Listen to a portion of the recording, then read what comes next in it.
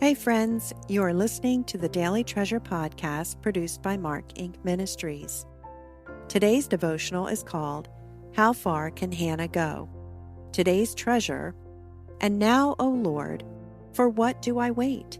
My hope is in you. Psalm 39:7. Year after year, Hannah traveled to Shiloh with her family to praise and worship God for all his blessings. No doubt, Peninnah's torment began during the first mile of their trip. Hannah did not let her sister wife's mean-spirited words keep her from public worship. It is probable Hannah arrived at their destination exhausted and emotionally spent. It seems this year Hannah hit a wall and could not keep up the public facade of family unity. Now this man Elkanah used to go up year by year from his city to worship and to sacrifice to the Lord of hosts at Shiloh, where the sons of Eli, Hophni and Phinehas, were priests of the Lord. On the day when Elkanah sacrificed, he would give portions to Peninnah his wife and to all her sons and daughters.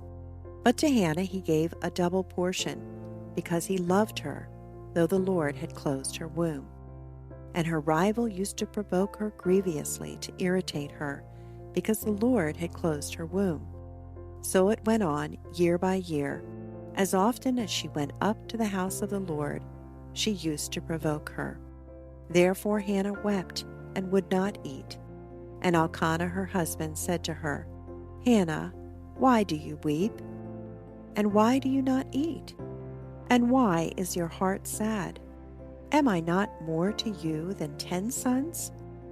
After they had eaten and drunk in Shiloh, Hannah rose. Now Eli the priest was sitting on the seat beside the doorpost of the temple of the Lord. She was deeply distressed and prayed to the Lord and wept bitterly. 1 Samuel 1:3-10. The purpose of the pilgrimage to Shiloh was to rejoice before the Lord your God in all that you undertake. Deuteronomy 12:18. No doubt Elkanah included thanks for his growing family along with gratitude for the many other blessings of the year. Imagine Peninnah's sly looks at Hannah and whispered taunts. Maybe next year God will give you a child, Hannah, but you are getting old. We don't know what words she used, but by the time the family gathered to share the meat of the sacrifice, emotions boiled over. In keeping with tradition, Elkanah gave Peninnah and her children a portion of the sacrifice, and as everyone watched, he gave Hannah a double portion. Hosts offered double portions to honored guests. What honor did this double portion signify? He gave Hannah a double portion because he loved her, though the Lord had closed her womb. This statement is packed with insights into Hannah's relationship to her husband and gives us a clue as to why Peninnah resented Hannah so much. I imagine a look of love passed from Elkanah to Hannah, a look not missed by Peninnah or anyone else at the table. Perhaps his purpose was to remind her that her empty womb did not minimize his love for her. He simply loved her for who she was, not because she gave him children. Peninnah's jealousy of Hannah reaches a boiling point, and something about her constant torment breaks through Hannah's shield. So it went on year by year. As often as she went up to the house of the Lord, she used to provoke her. Therefore Hannah wept and would not eat. And Elkanah her husband said to her, Hannah, why do you weep? And why do you not eat? And why is your heart sad? Am I not more to you than 10 sons? 1 Samuel 7:8. Though her husband publicly honored Hannah, she cannot eat, and tears fall down her cheeks. Elkanah notices. He seems clueless as to why she is crying. Isn't his love enough? Was his love for a childless wife so unusual that he thought Hannah needed nothing else? Maybe his words settled her spirit enough to get through the meal, but as soon as she could, Hannah leaves her family and goes by herself to the empty temple.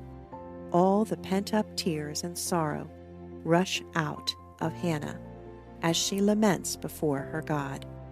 Don't miss this pilgrimage teaching moment of Hannah's journey. Hannah's habit was to worship corporately and personally, even when God refused to give her the desires of her heart, a child. Her default mode was to corporately worship. In this scene, we see Hannah's corporate worship flow over into Hannah's seeking an intimate time with her God. We will dig into Hannah's private moments tomorrow, but for today, I encourage you to take a page from Hannah's life. If you have hit a wall in your own pilgrimage, make corporate worship your habit and daily run to Jesus with your broken places.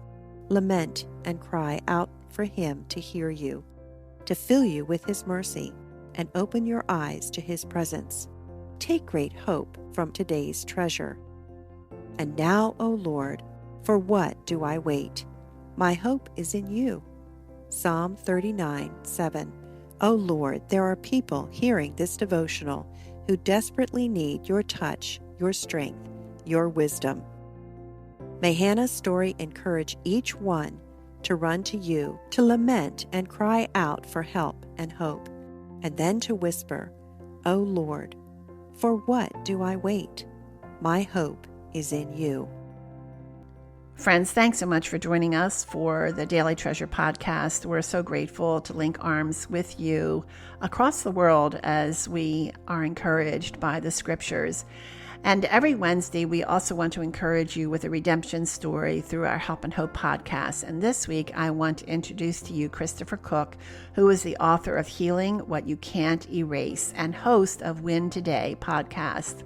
Did you know that 40 million adults suffer from depression and 4 in 10 U.S. adults have developed high levels of stress and anxiety? Since the start of the pandemic, 58% of those are young adults. Clearly, we have a mental health crisis in America. And that's what I talk with Christopher Cook about. He is no stranger to deep depression. And he says anxiety acts like a smoke alarm, demanding we find the source of the smoke and deal with it. He uses the acronym SEED, S-E-E-D, to help us understand 4 steps to uncovering the root causes and replacing lies with truth. Christopher encourages us to intentionally pursue inside-out transformation by making small choices every day. I'm really excited for you to hear from Christopher. Go to helpandhopenow.org. That's helpandhopenow.org. Click the Help and Hope link and look for my conversation with Christopher Cook. Thanks so much for joining us, and we look forward to being with you tomorrow.